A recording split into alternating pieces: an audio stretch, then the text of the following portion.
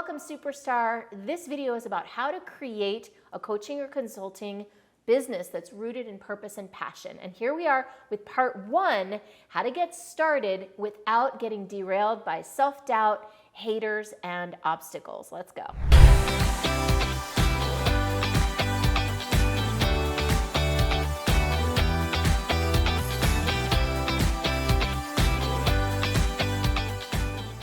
So in this part one of how to have a coaching or consulting business that's rooted in passion and purpose, I want to share with you a series of distinctions and sort of like old model versus new model way of looking at business that will help you orient yourself toward purpose, passion, fulfillment, prosperity, all the great things that you are here for, and how to let go of the old way of doing business that's probably rooted in scarcity, effort, workaholism, and all the things that I'm guessing you don't want any more of. All right, let's do this. If you're a superstar and you're drawn to this video, or if you're enrolled in my Superstar Business Breakthrough, then you are some sort of thought leader. You are someone who wants to make an impact on the world, and you've discovered things through your story, through your experience, through your skill sets. You've discovered ways to help others. You want to bring that out into the world. Now, if you're anything like me or most of the clients I work with, you are an overachiever, and somewhere along the line,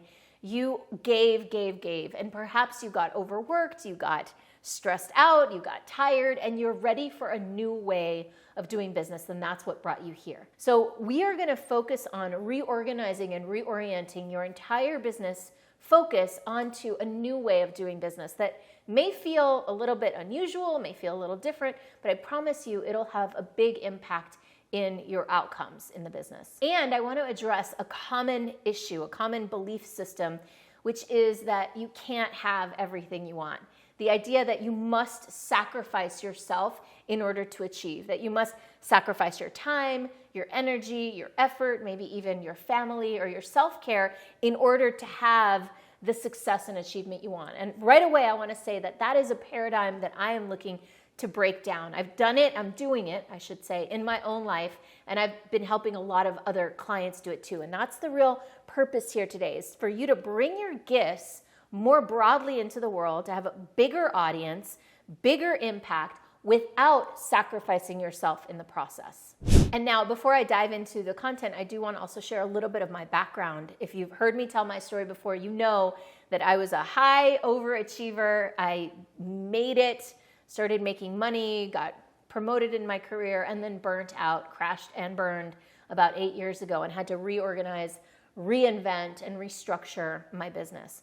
And I did it successfully, and I'm here today to share with you some of what I learned. And a lot of that comes from the mentoring and the coaching that I did with my own mentors, and also certain thought influences that you may have heard of. Books like Leveraging the Universe, books like Think and Grow Rich, The Field, The Holographic Universe, Busting Loose from the Money Game. I even have a few reviews of some of these books on my channel if you want to check those out. But essentially, I've consumed a ton of material, and I've invested tens of thousands, actually hundreds of thousands of dollars in my own personal development in my business. And these are some of the key concepts that I've learned along the way. So the first distinction is the difference and the distinction between goals and desires. Now, goals are very firmly rooted in what I consider to be old paradigm thinking.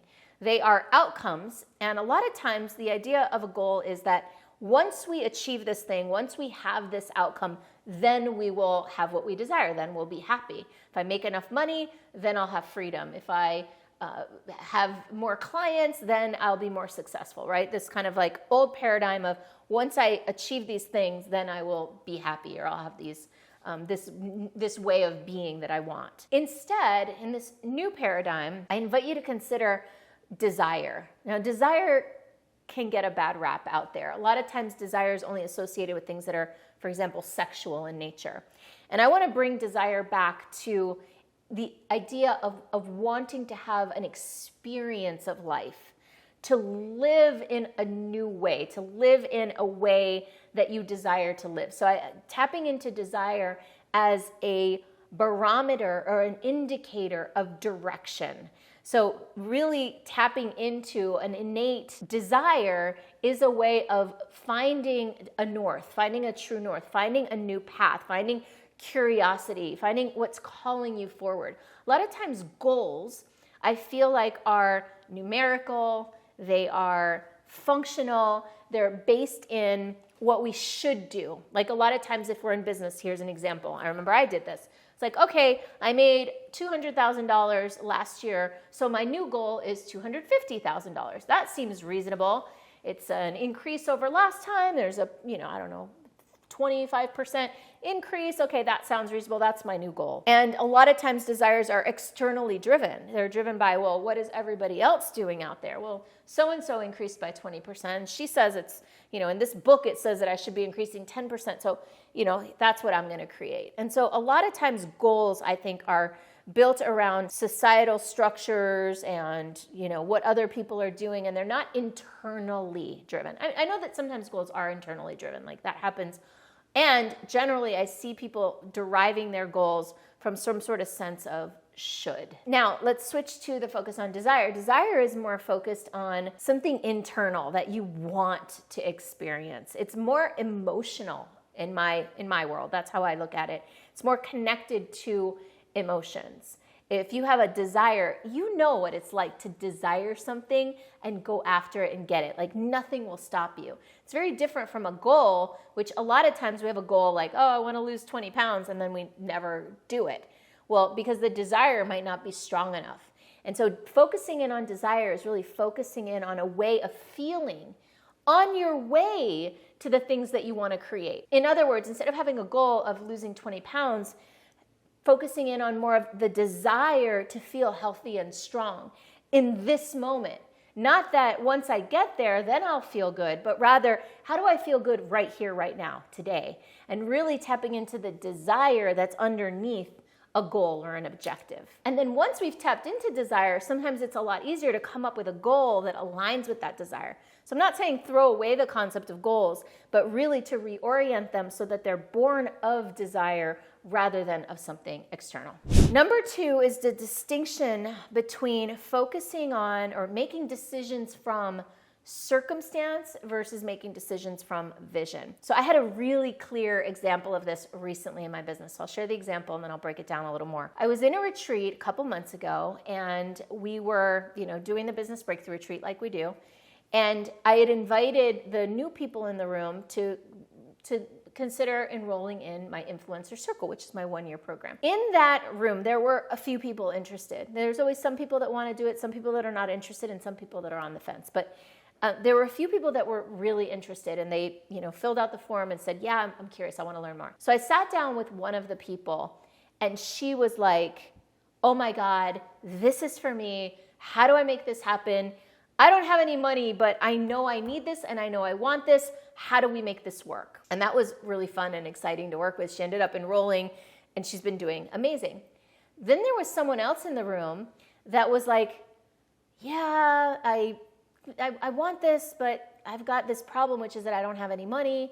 I don't have enough credit on my credit card and all of that. And I'm not saying that those are not valid. I'm not saying, I didn't enroll this person. I didn't pressure them. I don't do that.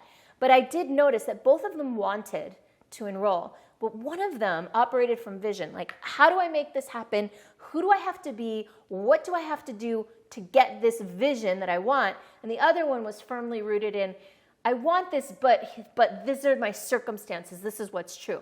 Now, their circumstances, interestingly enough, weren't all that different. And in fact, the woman over here actually had a lot more resources than the woman here. This woman had savings. This woman had money put away. This woman pretty much could have snapped her fingers and made it work. And I know this because I had a personal relationship with her. Whereas this person, I also knew it was a real struggle for her to even pay for the retreat in the first place. But this one ended up enrolling and this one didn't. And that's fine. I'm fine with it. And the woman that enrolled and did it, she made her money back within about a month. She'd already made enough sales to pay back more than she's been investing in the program. So just notice the operating from circumstance, which roots you in what's true now, and the circumstances versus focusing on the vision and operating from that place. And on that thread, I also want to show that that is also an example of focusing on what you do want versus focusing on what you don't want or what is true in this moment. Now, before I move on to number 3, I want to take this opportunity to pause and invite you to like this video, subscribe to my channel, and maybe even post a comment below. The third distinction is the distinction between discipline versus devotion. I have an interesting history with discipline. I don't know about you, but I've always struggled with discipline in every aspect of my life, whether it was discipline doing my homework when I was little, discipline to eat less when I was older, discipline to wake up early in the morning. I've always had a hard time with that. And part of that is, in my belief, because discipline is rooted in what you don't want, or it's rooted in overcoming your natural desires and inclination. So discipline has always been challenging for me. And recently, a few years ago, as I started doing some spiritual work with a mentor, I reoriented toward devotion. And for me, devotion has way more energy and is way more able to pull me forward. And so the way to make this distinction and how to launch into something more purposeful and passionate is to really focus on the desire that we talked about earlier, and then from that desire, really devoting to it, devoting to the purpose, devoting to the mission, devoting to what matters, and coming back to devotion, which is really about why you do what you do. When we focus on discipline, we're often focusing on the how and the nuts and bolts of what has to happen. Oh, I got to wake up early today. I got to set my alarm. Oh, I don't like it. I don't want to. Versus devotion is reconnecting back to, wow, tomorrow I get to serve. Tomorrow I'm going to get to contribute my gifts to my clients. I'm going to get to wake up early and record these videos for YouTube, and like really reorganizing and reorienting your focus back to the why you're doing what you're doing rather than what it is you're doing or how you have to do it.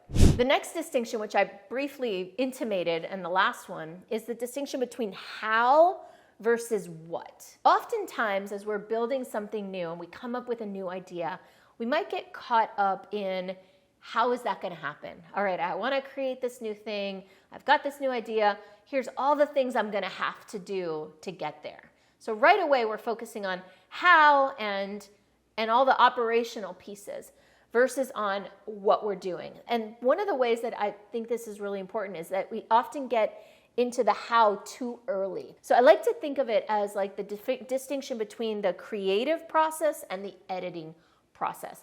So the creative process is additive, it's exciting, it's ideation, it's creation, it's new.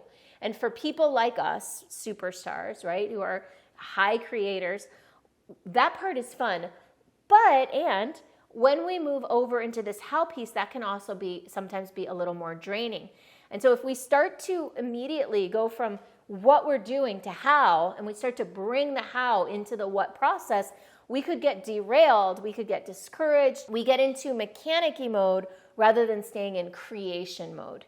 Now, why is that important? Well, because I like to separate these two processes. For me, what I found with my clients is that when we can focus fully on creation and really allow the idea to come to life and get excited about it, one idea leads to another and then the idea grows. Versus if we start to edit, if we start to get into the how, it starts to shrink the idea. That's because the creative process is additive and the editing process is subtractive. And so it's kind of like if you think about a bonsai tree, right? These bonsai trees, they grow and then they get pruned into a shape. But if we start to prune it too soon, we'll never really, it takes a long time to grow into that shape. It's a lot easier to let the thing grow and then prune it down. And I think it's much the same with when we're building and growing our business. We want to start with that big picture and like all the amazing ideas, and then start to edit it down and start to organize it and get it into a more manageable form, and then we can focus on the how. So I'm a big believer in making that distinction and separating out these two processes. I hope that you enjoyed this video and that this gave you a new way to think about launching your consulting or coaching business. If you are not already enrolled in my Superstar Business Breakthrough program, and I know some of you are, then go ahead and check it out at superstarbusinessbreakthrough.com.